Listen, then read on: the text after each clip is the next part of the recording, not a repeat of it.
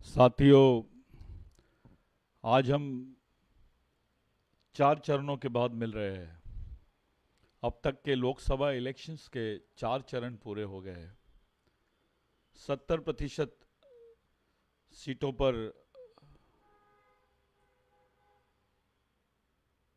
मतदान हो गया है।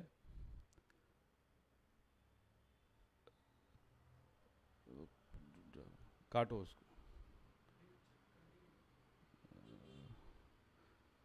काट दो।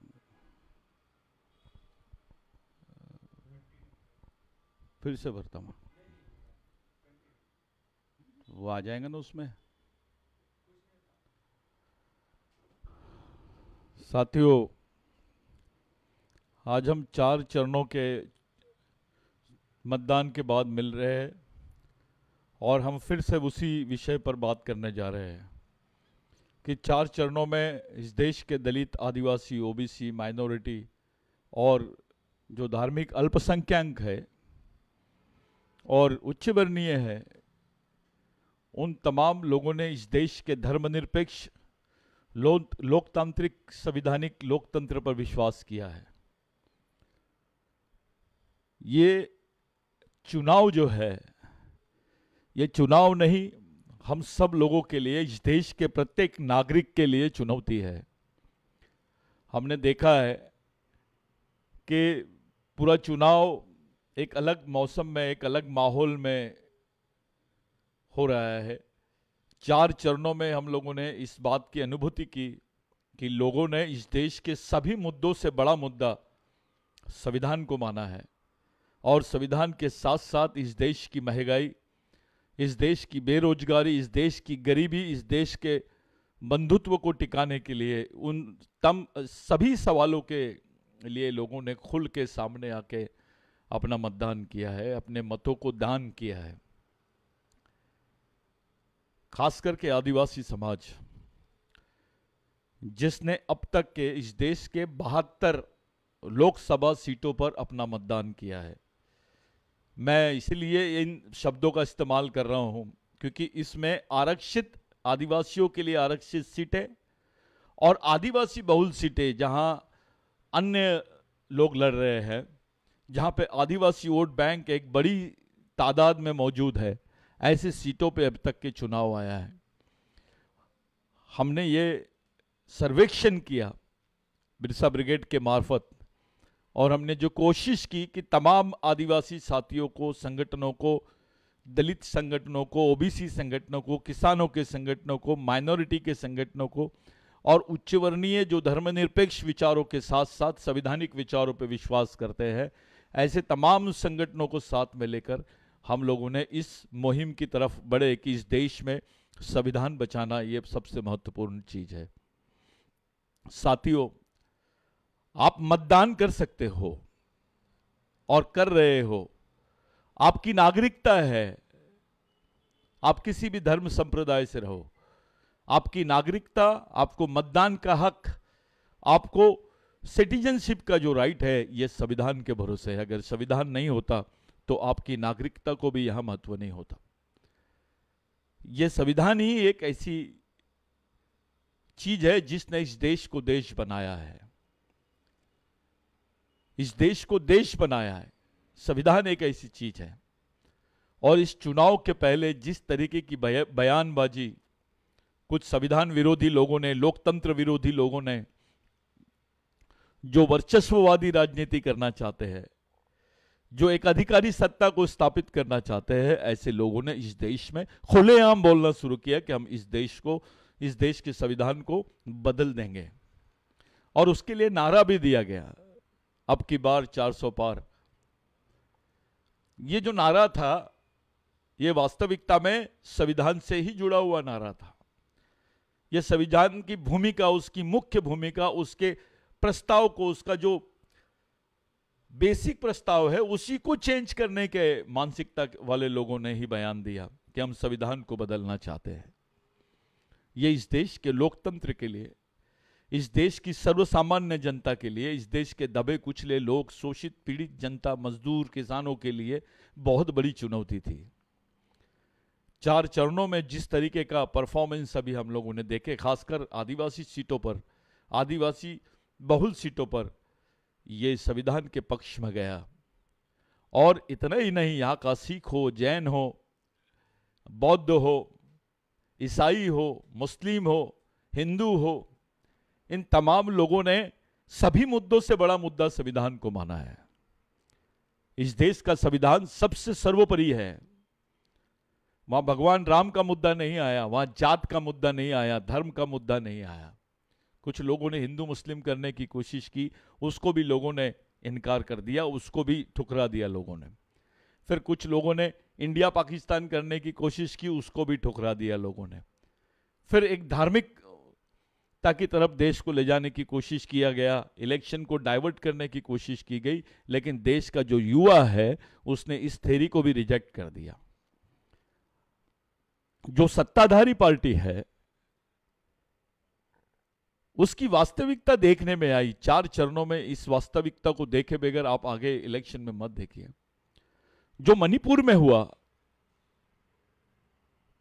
मैं ये बात को इसलिए दोहरा रहा हूं कि ऐसे समय मणिपुर की घटना सामने आई जब देश का राष्ट्रपति आदिवासी है, मणिपुर का राज्यपाल आदिवासी है, मणिपुर की राज्यपाल आदिवासी है, दोनों महिला है। और उसी मणिपुर में खुलेआम आदिवासी महिलाओं को नंगा घुमाया गया और खुलेआम उन पर गोली बरसाई गई। ये दृश्य, ये घटना पूरे देश के नागरिकों को, केवल आदिवासी नहीं, दलित ही नहीं, तो तमाम नागरिकों को, तमाम धर्म संप्रदाय के लोगों को इस घटना का बहुत दुख हुआ। और ये माना गया, देखने में आ रहा है कि ये घटना की चर्चा अंतर्राष्ट्रीय स्तर पे होती है। इस घटना की चर्चा अंतर्राष्ट्रीय स्तर पे हो रही है, यूएन तक के इस घटना का उल्लेख हो रहा है, लेकिन भारत की राजनीति में इस घटना का कोई उल्लेख नहीं हुआ। इस देश के माननीय प्रधानमंत्री जी ने भी इस घटना पर कोई बात नहीं की, ना ही स्पष्टीकरण दिया, संसद में भी नहीं बोले और चुनाव के वक्त आम जनता के बीच में भी इस घटना का उल्लेख नहीं किया। इससे 2 बातें समझ में आती है कि इस घटना को अंजाम देने वाले लोग कौन, और इस घटना से किसको दुख हुआ है। आम आदमी को दुख हुआ है, इस देश के सर्वसामान्य नागरिक को दुख हुआ है। और कुछ जगह सर्वे करने में आया कि इस घटना की वजह से ही लोगों ने इस देश की सत्ताधारी पार्टी को नकार दिया है और खुलेआम संविधान, धर्मनिरपेक्षता, बेरोजगारी, महंगाई के खिलाफ और लोगों के उत्पीड़न के खिलाफ, किसानों के उत्पीड़न के खिलाफ लोगों ने वोट दिया है। यह पहली बार नहीं है इस देश में, ऐसे कई आंदोलन हुए, लेकिन यह एक क्रांतिकारी आंदोलन हमारे सामने दिखाई दे रहा है। क्योंकि ऐसे वक्त हम इलेक्शन को देख रहे हैं जब इस देश में ईवीएम को लेकर भी लोग भ्रमित हैं। सुप्रीम कोर्ट में याचिका पेंडिंग है ईवीएम की। लोग अभी भी ऐसा शक करते हैं कि सत्ताधारी लोग ईवीएम का इस्तेमाल करके फिर से सत्ता को काबिज कर लेंगे। कोई दूसरी तरफ बता रहा है कि भाई यहाँ पे 12 दिन बाद में इलेक्शन कमिश्नर ने 10%, 5%, 15% इतनी वोट बैंक को, इतने वोट को ज़्यादा प्रतिशत में बताया है, जो सोचने का, डिजिटल वर्ल्ड में यह संभव नहीं है, लेकिन वो सोचने लायक, हमको हमारे दिमाग में प्रश्न चिन्ह उपस्थित करने वाली घटना रह गई है। कई जगह मशीनें खराब हुई, आदिवासी क्षेत्रों में भ्रामक प्रचार किया गया, लेकिन आदिवासियों को इस बात का धन्यवाद देना होगा इस देश के इंडिया गठबंधन को कि आदिवासी डगमगाए नहीं। तमाम आदिवासियों ने संविधान के पक्ष में, अपने अधिकारों के पक्ष में वोटिंग किया है। ये भारत के इतिहास का पहला इलेक्शन है जब आदिवासियों ने पूरे संवैधानिक पक्ष को लेकर, लोकतंत्र के पक्ष को लेकर, अपने आने वाली जनरेशन के पक्ष को लेकर वोटिंग की है। ये सूझबूझ वाली, सामाजिक सूझबूझ वाली जो वोटिंग हुई है, जो मतदान हुआ है, वो तारीफ काबिल है। अब हम 4 चरणों को फेस कर दिए, 70% सीटों पर चुनाव हो चुका है, केवल 30% सीटें बाकी है, जिसमें झारखंड, हरियाणा, दिल्ली, पंजाब, उत्तर प्रदेश, बिहार और महाराष्ट्र का कुछ हिस्सा, ऐसे अन्य हिस्से बाकी है। मैं तमाम नागरिकों से और आदिवासी भाइयों से विशेषकर ये अपील कर रहा हूं कि देश की वास्तविक परिस्थिति को समझिए। आप इस बात पर कोई ध्यान आपका केंद्रित कीजिए कि ऐसा कौन सा प्रश्न इन्होंने आदिवासियों के लिए उठाया। ऐसा कोई भी प्रश्न सत्ताधारी पार्टियों ने आदिवासियों के खिलाफ, यानी आदिवासियों के फेवर में नहीं उठाया। उनकी बात भी नहीं की चुनाव में। उनके प्रश्नों को दरकिनार कर दिया गया। चाहे वो कुपोषण का प्रश्न हो, चाहे बेरोजगारी का प्रश्न हो, चाहे उनके भूमिहीनता का प्रश्न हो, चाहे विस्थापन का प्रश्न हो, चाहे उनके जल जमीन जंगल का प्रश्न हो, इस पर यहां के प्रधानमंत्री ने कुछ नहीं बोला। वो समझे ही नहीं। ये चुनाव बहुत सेंसिटिव चुनाव है हमारे लिए, बहुत संवेदनशील चुनाव है। आदिवासी इस देश का मालिक है, लेकिन लोकतंत्र के चुनाव में आदिवासी सबसे नीचे का आखिरी वोटर माना जा रहा है। उसकी प्रश्नों पर, उसके मुख्य मुद्दों पर कोई बात ही नहीं की जा रही है। मैं धन्यवाद देना चाहता हूं इंडिया गठबंधन के लोगों को, चाहे पवार साहब हो, चाहे उद्धव ठाकरे जी हो, चाहे ममता बनर्जी हो, चाहे लालू यादव जी हो, या समाजवादी पार्टी के लोग हो, अखिलेश यादव जी हो, और अन्य हमारे कम्युनिस्ट पार्टी के लोग हो, और खास करके राहुल गांधी जी हो। ये तमाम लोगों ने हर मीटिंग में, हर सभा में, इनके हमने जो वीडियो देखा है उसमें आदिवासियों का उल्लेख हुआ है। और जो उल्लेख आदिवासियों का हुआ है, ये उल्लेख ही इस देश के वास्तविक समीकरण का मुद्दा रहेगा। आने वाले समय में अगर इस देश में सत्ता परिवर्तन भी होती है तो वो आदिवासियों के ही बेस पर सत्ता परिवर्तन होगी। इसकी हमको पूरी उम्मीद है और पूरा विश्वास है कि ये सत्ता परिवर्तन आदिवासी वोट बैंक की वजह से ही होगा।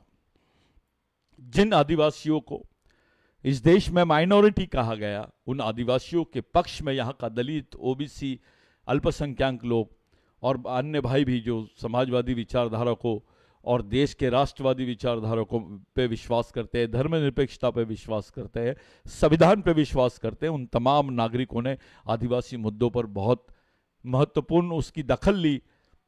और ये दखल आने वाले समय पर भी होगी, ऐसी उम्मीद हम लोग करते हैं। आज के दिन सिर्फ 3 चरण बाकी है। इन 3 चरणों में करीब 85 से 90 सीटों का चुनाव बाकी है। हमें तय करना होगा कि ये 90 सीट भी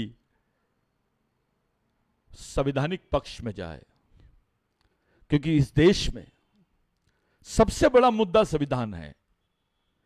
संविधान है तो आरक्षण का मुद्दा होगा, संविधान है तो नागरिकता का मुद्दा होगा, संविधान है तो आपकी हिस्सेदारी का मुद्दा आएगा, संविधान है तो आपके विकास का मुद्दा आएगा, संविधान है तो आपके सुरक्षा का मुद्दा आएगा, संविधान है तो न्याय का मुद्दा आएगा। क्योंकि संविधान नहीं होने से ये मुद्दे आपके खड़े नहीं हो पाएंगे।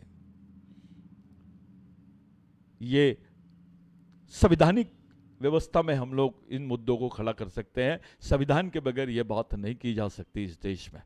चाहे जर्मनी में हिटलर की बात कीजिए, कहीं पर भी बगैर संवैधानिक ढांचे के ये बात नहीं हो पाई है। और भारत ये सबसे विशिष्ट किस्म का देश है।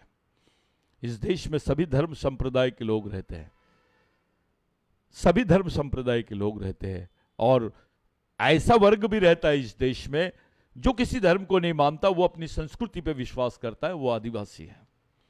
जो इस देश की प्राचीन संस्कृति को आज भी जप रहा है, उसको मानता है, उसका पालन कर रहा है। जो मोहनजोदारो, हड़प्पा, सिंधु संस्कृति की जो विरासत है वो आदिवासियों के पास में आज भी मौजूद है। इसलिए ये जो इलेक्शन है, जो चुनाव है, इस चुनाव में हमको उन विचारों का भी चुनाव करना है जो विचार इस देश की वास्तविक व्यवस्था के फेवर में है। इस देश के गरीब, शोषित, दलित, पिछड़े, किसान, मजदूरों के फेवर में है, उनके पक्ष में है, उनकी वकालत कर सकती है जो विचारधारा, उस विचारधारा को चुनने की जरूरत है। यह सही है कि हम अलग अलग पार्टी में बटे हुए लोग हो सकते हैं, इसके बावजूद भी आपको समाज में वास्तविकता को खड़ी करनी पड़ेगी, उसकी सत्यता की तरफ हमको जाना पड़ेगा। जो बुनियादी ढांचा है विचारों का उसको समझना पड़ेगा, क्योंकि हमको कंफ्यूज कर रहे हैं। अगर इनसे हम करप्ट नहीं होते हैं, करेक्ट नहीं होते हैं, तो ये हमको कंफ्यूज कर देते हैं। सावधानी बरतनी होगी हमारे नेताओं को, जमीन पे काम करने वाले सामाजिक कार्यकर्ताओं को।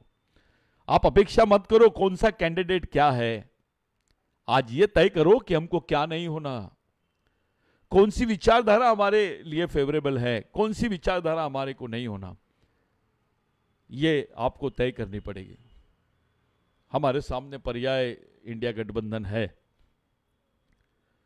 ये जरूरी नहीं है कि इंडिया गठबंधन से हम पूरी उम्मीद लगा के रखें, लेकिन क्योंकि हम शोषित लोग हैं, पीड़ित लोग हैं, दुखी लोग हैं, विस्थापित लोग हैं, हम लोगों को संघर्ष करना ही पड़ेगा। लेकिन व्यापक पोषक परिस्थितियों के निर्माण करने के बाद ही हम इस देश में अपना लोकतांत्रिक संघर्ष चला सकते हैं। पूरे इलेक्शंस में आप लोगों ने एक बात देखी होगी, हर आदमी, किसी भी धर्म का आदमी रहे, वो सहमा हुआ है।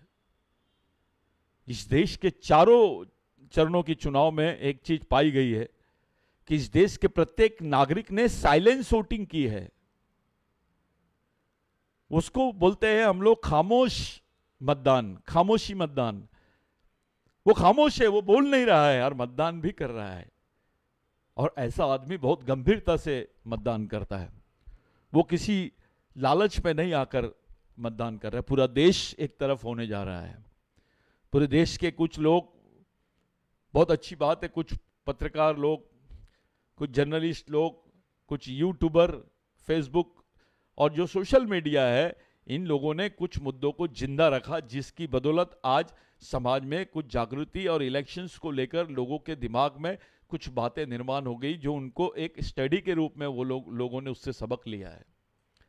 ये बहुत बड़ी भूमिका रही है सोशल मीडिया की, क्योंकि हम मजदूरों में, किसानों में और आदिवासियों में काम करते हैं। हमने ये सर्वे किया कि ये चारों चरणों में क्या हुआ है, तो मुझे ऐसा महसूस हुआ और उसकी रिपोर्टिंग ऐसी आई कि ये चारों चरणों में 80% आदिवासी समाज संविधान के पक्ष में था, इंडिया गठबंधन के पक्ष में आदिवासियों ने वोट किया। और इसके पीछे का मुख्य कारण है संविधान। कांग्रेस पार्टी नहीं है, कोई और पार्टी नहीं है, वो संविधान पे विश्वास कर रहे हैं, वो संविधान को बचाने की कोशिश कर रहे हैं लोग। हर आदमी सोच रहा है कि नहीं, संवैधानिक व्यवस्था बचनी चाहिए, नहीं तो इस देश में तानाशाही आ जाएगी, हुकुमशाही हो जाएगी, डिक्टेटरशिप आ जाएगी। उस डिक्टेटरशिप को चेस नहीं कर पाएगा, क्योंकि वो डिक्टेटरशिप पूंजीवाद पर आधारित रहेगी। और पूंजीवाद इतनी महाशक्ति होती है, अभी तो राष्ट्रीय पूंजीपति वर्ग का अंतरराष्ट्रीय पूंजीपति वर्ग में परिवर्तित हो गया, दोनों में समन्वय स्थापित हो गया। जो पूंजीवाद है भारत में, वो सशक्त होते चले जा रहा है। और सशक्त पूंजीवाद जो होता है, उसके पास में धर्म और भगवान दोनों गिरवी रहते हैं, उसके पास में संविधान गिरवी रहता है, आपके अधिकार गिरवी रहते हैं। वो केवल मुनाफा और उनके हितों के लिए उस व्यवस्था में परिवर्तन करते रहते हैं, जिसका जीता जागता उदाहरण है इस देश के राष्ट्रीय एजेंसियों का निजीकरण। निजीकरण यानी आरक्षण विरोधी धोरण, निजीकरण यानी आपकी आरक्षण से पाए जाने वाले पदों का खत्मा, एयरपोर्ट का निजीकरण, रेलवे का निजीकरण, एमएससीबी का निजीकरण, अलग अलग विभागों का निजीकरण, और ठेकेदार के हाथ में वो कमांड, जिसको आउटसोर्सिंग बोलते हैं आप। यानी आप काम करोगे, उसकी 25% निधि वो जो ठेकेदार है उसके इसमें ऑटोमेटिक चले जाएगी, कोई रोल नहीं उसका। ये पूंजीवाद का एक प्रकार है, ये पूंजीवाद से प्रोत्साहित होने वाली व्यवस्था है। जो ठेकेदारी पद्धत आपको दी गई है, आपको ठेकेदारी पद्धत में, यानी आपको ठेकेदारी में नौकरी नहीं मिलेगी, केवल काम मिलेगा। काम और नौकरी दोनों में फर्क है। ये देश को काम देने की बात कर रहे हैं, नौकरी देने की बात नहीं कर रहे। एक बात बिल्कुल सही थी कि इस देश में 30 लाख पद अभी भी खाली है। वो 30 लाख पद भरने का वादा कांग्रेस पार्टी और इंडिया गठबंधन के लोग कर रहे हैं। इन पर हमको विश्वास करना पड़ेगा। कल ये क्या करते हैं, अगर कल ये लोग भी ना करें तो हमको तो रास्ते पे आना पड़ेगा। लेकिन आज हमारे सामने कोई पर्याय नहीं है, हमको विश्वास करने के अलावा हमको कोई पर्याय नहीं है। अगर 30 लाख पद इस देश में भरे जाते हैं शासकीय नौकरी को, तो देश की जो शासकीय व्यवस्था है वो मजबूत भी होगी। और 30 लाख अगर एक परिवार में 5 लोग भी रहे तो 1.5 करोड़ लोगों का परिवार का हम लोग काम कर सकते हैं। 1.5 करोड़ परिवारों को उस बेल्ट से निकाल सकते हैं। आदिवासी तो बहुत बुरी तरह फंसे हैं। जो जल जमीन जंगल की बात करते हैं, जंगल पर जो वन उपज है उस पर उनका जीवन है, जमीन पर उनका जीवन है और पानी पर उनका जीवन है। ऐसे आदिवासी क्षेत्रों में अभी उनका विस्थापन शुरू हो गया है। सरेआम ये लोग जंगलों को काट रहे हैं। सरेआम इस गवर्नमेंट ने वन अधिकार बिल सुरक्षा कानून बनाया है, जिसको हम लोगों ने सुप्रीम कोर्ट से स्टे किया है। अभी उस पर सुनवाई शुरू होने वाली है। साथियों, हमने पिछले 10 सालों में एक बात की अनुभूति की कि जो सरकार हमारे साथ कंधे से कंधा मिला के चलना चाहिए था, उसी सरकार ने हमारे सामने नई और मजबूत तटस्थ समस्याओं को निर्माण कर दिया। उसको हमारे सामने खड़ा कर दिया, उन समस्याओं को। जो साथी इस बात को समझ रहे हैं कि किसी भी तरह से हमारे लिए कोई संगठन, कोई व्यक्ति, कोई पार्टी ये महत्वपूर्ण चीज नहीं है, समाज महत्वपूर्ण चीज है। संविधान नहीं था तो आपकी जिंदा रहने का जो आश्वासन है, जो जिंदा रहने की शाश्वती है, वो आपकी सामाजिक व्यवस्था देती थी। और उसी सामाजिक व्यवस्था को ध्वस्त किया गया है, उसी आदिवासी सामाजिक सांस्कृतिक व्यवस्था को ध्वस्त किया गया है। आज हमारे लिए तमाम आदिवासी क्षेत्रों में आप देख रहे हैं खुलेआम आदिवासी क्षेत्रों में क्या हो रहा है, किस तरीके से आदिवासियों का विस्थापन, उनका शोषण, उनका दमन कैसे हो रहा है, ये आप सब लोग देख रहे हैं। ये वो देश है जहां पर गाय का मांस खाने की जो कीमत है अपनी जान से चुकानी पड़ती है, मार दिया जाता है। वो आदिवासियों को भी मारने की घटनाएं सामने है। मांस खाने पर उसको मौत की सजा दी जा रही है।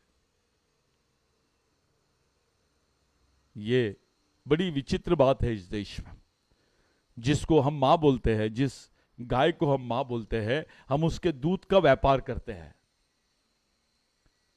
बछड़े के हिस्से में हम अपनी हिस्सेदारी करते हैं। यह आदिवासी संस्कृति नहीं हो सकती और है ही नहीं आदिवासियों में। ये अपनी मां के दूध का हम व्यापार करते हैं। वो भी तो दूध जो है वो भी एक ब्लड का पार्ट है। उसका उपयोग, उसका उपभोग करना चाहिए। हमने एक अलग सोच है जिसके जो इस चीज को रिप्रेजेंट कर रही है, इस देश के कल्चर को बात कर रही है वो चीज, लेकिन वो अधूरी है। उसको पूर्णता देखने की जरूरत है। आपस में लोग लड़ रहे हैं धर्म के नाम पे, जात के नाम पे, और इस पूंजीवादी खेल का सबसे बड़ा अगर शिकार कोई समाज हो रहा है इस देश में तो वो आदिवासी है। दलित हो रहा है, ओबीसी हो रहा है, किसान हो रहा है, मजदूर हो रहा है, ये बात सही है। लेकिन सबसे ज्यादा इसकी मार जो है वो आदिवासियों को चुकानी पड़ रही है। उसकी कीमत आदिवासियों को चुकानी पड़ रही है, क्योंकि मार सबसे ज्यादा आदिवासियों पर पड़ती है। आदिवासी क्षेत्र पूरी तरह सहमे हुए हैं। आदिवासी क्षेत्रों के नागरिक पूरी तरह डरे हुए हैं। आदिवासी क्षेत्रों के लोग ये सोच रहे हैं कि क्या किया जाए, क्या होना चाहिए।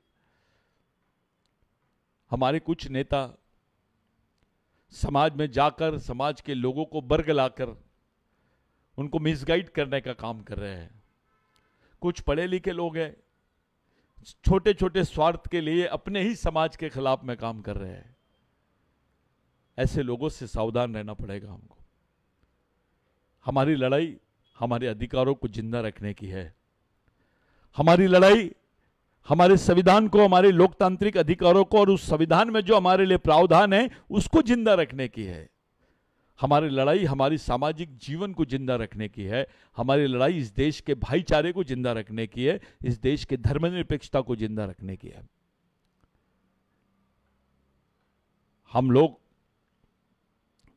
किसी के बहकावे में ना आकर केवल ईमानदारी से इस देश के बारे में सोचे, इस देश के संविधान के बारे में सोचे। ये आदिवासियों को इसलिए सोचना पड़ेगा क्योंकि वो ऐसा वर्ग है जो अभी व्यवस्था से बाहर होने की कतार में है। हमें मुक्त प्रवाह से ही बाहर कर दिया जाएगा।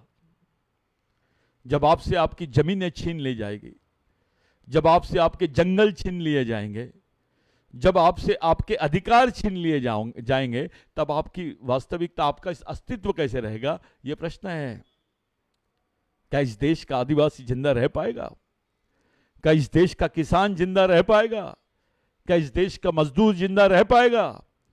क्या इस देश के अल्पसंख्यक लोग हैं या गरीब आदमी है, चाहे वो ब्राह्मण क्यों ना हो, वो जिंदा रह पाएगा? उस तरफ भी हमको सोचना पड़ेगा। बहुत ही गंभीरता से हमको अपने निर्णयों को लेना पड़ेगा। भाइयों, 10 साल का समय मामूली समय नहीं होता। बच्चा पैदा हो के मैट्रिक हो जाता है, और जो बच्चा 5वीं में गया होगा उस समय 2014 में, आज वो ग्रेजुएट हो गया होगा। और जो बेचारा बच्चा ग्रेजुएट होगा वो आज बेरोजगार होकर ग्रेजुएट रह के, पोस्ट ग्रेजुएट रह के सड़क पर काम कर रहा होगा, क्योंकि उसको नौकरी नहीं मिली। आपने आश्वासन तो बहुत दे दिया, लेकिन उसको नौकरी नहीं दे पाए, उसके हिस्से में कुछ नहीं आया। इस बात का दुख या इस बात का कोई विश्लेषण भी सत्ताधारी पक्ष की तरफ से नहीं हो रहा है। हमारे लिए चाहे आदिवासी क्षेत्र हो, आरक्षित क्षेत्र हो या गैर आरक्षित क्षेत्र हो, इन तमाम जगह पर पूरे आदिवासी समाज के जो कैडर है, चाहे आप किसी भी संगठन में रहो, जो बिरसा ब्रिगेड के विचारों पर, बिरसा मुंडा के, टंट्या भील के, राघोजी भांगरे के, सिद्धू कानू के और तमाम हमारे शहीदों के विचारों पर भरोसा करते हैं, उनकी भूमिका बहुत बड़ी है। उनकी भूमिका बहुत ही संवेदनशील है। याद रखिए, इस देश के संविधान को बचाने का मुख्य कार्य अगर कोई कर सकता है तो वो आदिवासी है। इस देश के लोकतंत्र को बचाने का कोई मुख्य कार्य कर सकता है तो वो आदिवासी है। इस देश के जल, जमीन, जंगल को बचाने का काम अगर कोई कर सकता है तो वो आदिवासी है। आप इस देश के प्रथम नागरिक हो। You are the first citizen of India, we are the first citizen of India. इस देश के मूल मालिक है हम। हमारी भूमिका बहुत बड़ी हो सकती है। साथियों, हम भले आर्थिक रूप से गरीब रहे, लेकिन विचारों से गरीब रहना ये अभिशाप नहीं, ये बहुत बड़ी कमजोरी है हमारी। तो हमको वैचारिक रूप से जागरूक होना है। उन विचारों के लिए, अपनी आने वाली जनरेशन के लिए हमको सोचना होगा। जहां हमारी कोई बात नहीं कर रहा है, जहां हमारी कोई संवेदनशीलता, हमारे प्रति किसी के दिल में संवेदनशीलता सत्ताधारियों के पक्ष में नहीं दिखाई दे रही है, हम कैसे वोट करें? क्यों वोट करें? ये हमको डरा धमका के, बहला के, फुसला के अपना वोट, आपका वोट उनके पक्ष में करना चाहते हैं। इन बातों से आपको सावधान रहना है। जो 5वां, 6वां और 7वां चरण है, ये इन चरणों में आपके जो दोस्त भाई है, चाहे वो किसी भी धर्म का हो, किसी भी संप्रदाय का हो, किसी भी जाति का हो, उसको समझाओ कि हमारे लिए इस देश में भाईचारा, इस देश में धर्मनिरपेक्षता, इस देश में संविधान, इस देश में नागरिकता और इस देश में अपने अधिकार, ये महत्वपूर्ण स्थान है सभी धर्मों के और किसी भी व्यक्ति का। उस महत्वपूर्ण मानवीय स्थान को बनाए रखने के लिए इस देश के संविधान को जिंदा रखना, उसको सुरक्षित रखना, उसकी सुरक्षा करना, ये हमारा प्रथम दायित्व हो जाता है। मेरे लिए, आप तमाम लोगों के लिए ये बहुत महत्वपूर्ण प्रसंग है। ऐसे प्रसंग में हम लोग आ गए हैं जब केवल 3 चरण बाकी है, 20 दिन बाकी है इस देश की लोकतांत्रिक संवैधानिक शक्ल देखने के लिए कि अगला लोकतांत्रिक संवैधानिक सरकार कैसी होगी और उसकी शक्ल क्या होगी, उसकी विचारधारा कौन सी होगी। आपको मौका है, आप उड़ीसा में हो, झारखंड में हो, महाराष्ट्र में हो, मध्य प्रदेश में हो, छत्तीसगढ़ में हो या कहीं और अन्य जगह पे, बिहार में हो, उत्तर प्रदेश में हो, ये तमाम जगह पर आप लोग अपनी महत्वपूर्ण सामाजिक भूमिका निभाए। जो लोग सामाजिक रूप से जागरूक है वो इस चुनाव को चुनाव ना समझते हुए एक आंदोलन और एक संघर्ष के रूप में देखें, क्योंकि ये संघर्ष ही है, ये हमारा आप लोगों का संघर्ष ही है कि हम इस देश को बचा सकते हैं। साथियों, आप याद रखो कि इस देश को बचाने के लिए लाखों लोगों ने अपनी कुर्बानी दी, हजारों लोगों ने कुर्बानी दी। जितने लोग वर्ल्ड वॉर में नहीं मरे, उतने लोग अंग्रेजों से लड़ते लड़ते, यहाँ के जमींदारों से लड़ते लड़ते अपने प्राण गंवा दिए, उनके खिलाफ में बगावत की है। आज का दिन और आज का समय हमें इस बात पर सोचने के लिए मजबूर करता है कि अगला नेतृत्व क्या रहेगा समाज का और देश का। इसलिए अपने वोट की कीमत जानो, अपने वोट को पहचानो, अपने अधिकारों को पहचानो और उसका सही और शुद्ध इस्तेमाल करो। ये मिशन की तरफ से, बिरसा ब्रिगेड की तरफ से तमाम देश के नागरिकों को और ये मुख्यतः इस देश के आदिवासियों को, चाहे वो किसी प्रदेश का भी हो, उसको ये अपील है कि अपने अधिकारों का इस्तेमाल करें, अपने भविष्य को देखें, अपने आने वाली जनरेशन को देखें और उसके बाद वो निर्णय ले और इंडिया गठबंधन के साथ में खड़ा हो। मैं बार बार इंडिया गठबंधन इसलिए बोल रहा हूं क्योंकि अपने पास कोई दूसरा पर्याय आज नहीं है। इस समय हमको दो में से एक ही चीज चुननी है, या एनडीए या इंडिया। एनडीए का जो गठबंधन है वो वनवासी कहकर आदिवासियों को पुकारने वाला है, और जो इंडिया का गठबंधन है वो आदिवासी कहकर आदिवासियों को पुकारने वाला है। जो विचारधारा आपके अस्तित्व को नकारती है, एक ऐसी विचारधारा की तरफ हमारे सामने खड़ी है, और दूसरी वो विचारधारा जो आपके अस्तित्व को सर्वमान्य करती है, सबके सामने मान्य करती है और उसको प्राथमिकता देती है कि नहीं, ये देश में सबसे पहला नागरिक आदिवासी है। आप इस देश के पहले नागरिक हो, और आप केवल नागरिक ही नहीं तो इस देश के मालिक भी हो।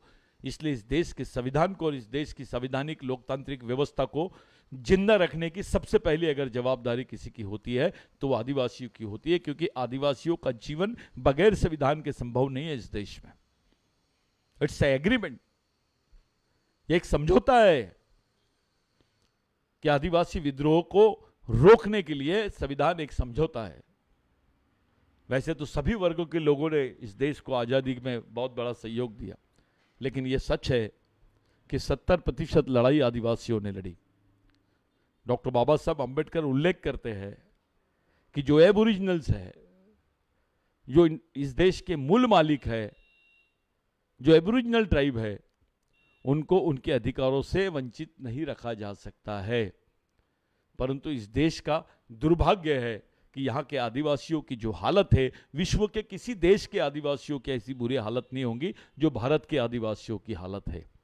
इस पर कोई बात नहीं किया। मैं कांग्रेस का घोषणा पत्र पढ़ा, मुझे अच्छा लगा कि कुछ बातें उन्होंने स्पष्ट तौर पे करी, लेकिन इसके भी आगे एक स्टेप बढ़ने की जरूरत है। हम मांग करेंगे कि कांग्रेस आदिवासियों को अंतर्राष्ट्रीय मान्यता दिलाए। जो संयुक्त राष्ट्र संघ का मूल निवासियों के लिए संविधान बनाया गया, उसमें जो प्रावधान किया गया है, उस प्रावधान का हिस्सा भारत का आदिवासी बने और वो उसका हकदार भी है। तो पार्टियों ने खुलेआम बोलना चाहिए कि हम आदिवासियों को उनकी सामाजिक मान्यता, सांस्कृतिक मान्यता दिलाएंगे, उसका आश्वासन दे। आप लोग शांति से एक दूसरे के संपर्क में आओ और चिंतन करो कि आपके लिए, आपके आने वाली पीढ़ी के लिए क्या अच्छा है। एक तरफ इंडिया गठबंधन, दूसरी तरफ एनडीए गठबंधन, ये दोनों में से एक चुनना है आपको। हमारे लिए, मैं ऐसा मानता हूं कि इंडिया गठबंधन ये बहुत महत्वपूर्ण गठबंधन रहा है। इस गठबंधन की वजह से लोगों में विचार विकसित हुए हैं, अपने अपने शैली से, अपने अपने तरीके से ये वोट करवा रहे हैं, लोगों को समझा रहे हैं। ये बहुत महत्वपूर्ण है। आज के दिन हम उस संविधान को बचाने की बात कर रहे हैं साथियों, जो वर्ल्ड का सबसे स्ट्रेट फॉरवर्ड, वर्ल्ड का सबसे बड़ा और वर्ल्ड का सबसे सेंसिटिव संविधान है जो डॉक्टर बाबा साहब अम्बेडकर ने बनाए और उनके साथियों ने बनाए। ये जो संविधान है, इसकी रक्षा, इन कानूनी प्रावधानों की रक्षा करना हमारा प्रथम दायित्व है। आदिवासी ही कर सकता है इन सब चीज़ों को, दूसरे नहीं कर सकते। इसलिए आपसे विनंती है कि आप आने वाले समय में जो 3 चरणों का चुनाव है, इन 3 चरणों के चुनाव में इंडिया गठबंधन को ही जीता है। ये बिरसा ब्रिगेड की अपील है आपसे। आप एससी हो, शेड्यूल कास्ट हो, आप ओबीसी हो, अदर बैकवर्ड क्लास हो, आप माइनॉरिटी यानी धार्मिक अल्पसंख्यक हो, आप चाहे मुस्लिम हो, क्रिश्चियन हो, सिख हो, ईसाई हो, बौद्ध हो, ये तमाम धर्मों के लोग, उनके सामने इस बात को रखने के पहले मुझे चाहिए था कि मैं जितने आदिवासी शहीद हैं उनको नमन करूं, क्योंकि हम वीडियो बना रहे हैं, इस पर एक चर्चा देश में हम चाहते हैं कि भाई आदिवासियों के लिए कौन सी पार्टी के पास प्लानिंग है। अगर वो प्लानिंग नहीं है तो फिर आदिवासियों से वोट मांगने का आपको नैतिक अधिकार है क्या? 70 साल बाद भी आदिवासियों के साथ जो व्यवहार नागपुर में हो रहा है उसकी दखल किसी ने नहीं ली। और केवल नागपुर में नहीं, छत्तीसगढ़ में, मध्य प्रदेश में, बाकी अलग अलग राज्यों में वो दखल ली जा रही है, लेकिन उसको दबाया जा रहा है।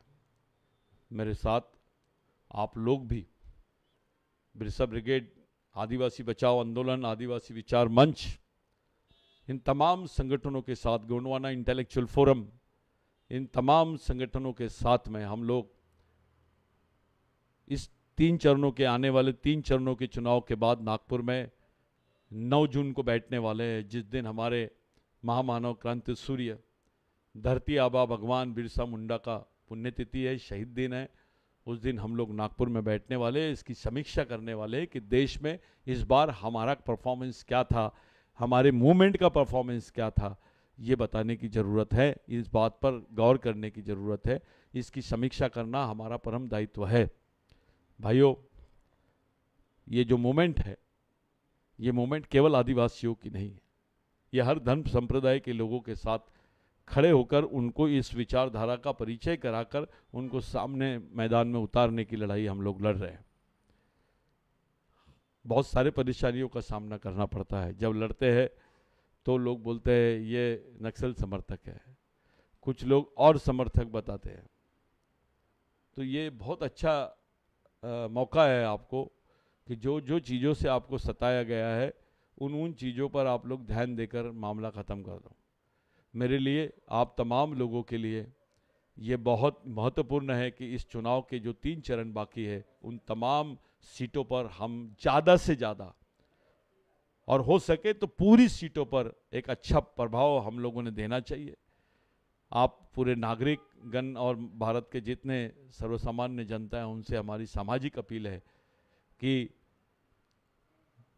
लोकतंत्र बचाओ, देश बचाओ, आरएसएस भाजपा हटाओ, ये नारा हमारे लोगों का है। क्योंकि ये लोग खुलेआम, इनके जो सदस्यगण है वो संविधान बदलने की बात करते और उनको वो पार्टी से निष्कासित भी नहीं करते, उनको स्टेज दिया जाता है, उनको टिकटें बांटी जा रही है, प्रोत्साहित किया जा रहा है उनको कि आपने बहुत अच्छा काम किया, संविधान बदलने की बात का समर्थन किया।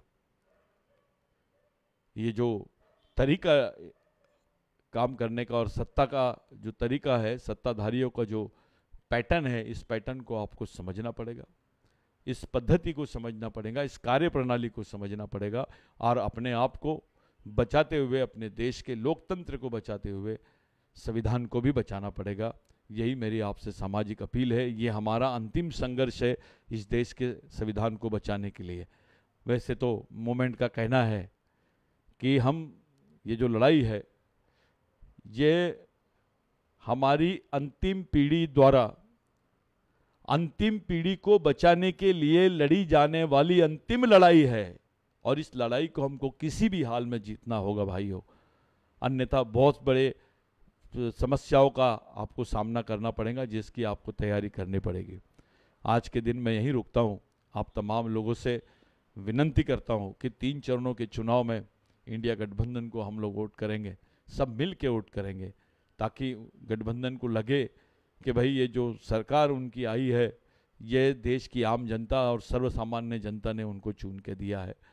इस बार कांग्रेस को उतना प्रचार करना नहीं पड़ा, इंडिया गठबंधन के लोगों को इतना प्रचार करना नहीं पड़ा, क्योंकि हमने देखा था हर आदमी संविधान की बात कर रहा था, जो गड्ढे खोदता है वो भी संविधान की बात कर रहा है। इस देश का संविधान ये सबसे बड़ा मुद्दा बन गया है। तो आज के तारीख में आप तमाम लोगों का मैं धन्यवाद देना चाहता हूँ कि आप लोग मेरे से जुड़े, हमारे इस चैनल को सब्सक्राइब करो।